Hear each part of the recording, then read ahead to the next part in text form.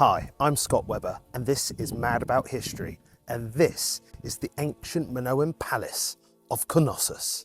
I want you to think of the history of the Minoan civilization as a few stages. You have the proto-palatial period. That's when the first palaces were built around 1900 BC. They were destroyed around 1700 BC, probably from natural disasters. Then from 1700 to around 1500, 1450 BC, we have what's known as the Neo-Palatial period. That's when the second palace of Knossos was built and the Minoan civilization reached its peak. From around 1450 BC, the Mycenaeans took control, conquered the Minoan civilization. We know that from the appearance of Linear B.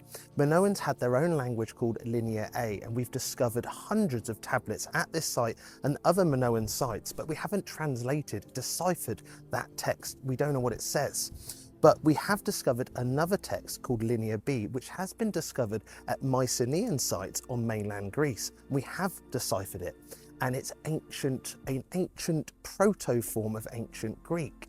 And the fact that we've discovered it here, that dates back to around 1400 BC-ish, and on mainland Greece, shows that the Mycenaeans inhabited, conquered this site, and took over the Minoan civilization. The ancient site of Knossos isn't only the largest of the Minoan palaces on Crete, it's also the home to the famous myth of the Minotaur, Theseus and the Minotaur.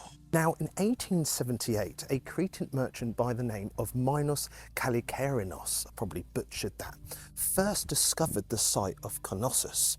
And he excavated the west side, but soon had to abandon. Then in 1894 to 1895, Sir Arthur Evans, an English businessman, bought the site of Knossos for around £230, I believe. And he started extensive excavations of the site in the year 1900 and carried on for around 35 years.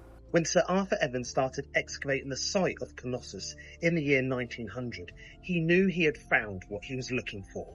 You see, he was trying to find the fabled palace of King Minos of the Greek myths, and he quickly realised the structure that he was excavating was huge, multiple levels, hundreds of rooms, a maze-like structure that matches the story of Theseus and the Minotaur. On top of that, he discovered frescoes, artwork on the walls that featured bulls, which is a very important symbol. The bull is an important symbol of those Greek myths, obviously the Minotaur being half bull, half man. He discovered the ancient writing systems of Linear A, which we still haven't deciphered yet, and Linear B, which we have deciphered, and realised that Knossos was a huge centre of commerce, economics, administration for this civilization that he had discovered. And so it really did prove that this huge structure that he had unearthed, excavated, was King Minos's palace, the fabled maze of Theseus and the Minotaur. And it is from King Minos's name that Sir Arthur Evans named this ancient Cretan civilization the Minoan civilization, after King Minos. Now, when you come to Knossos, you'll see sites like this, the pillars and the frescoes all around.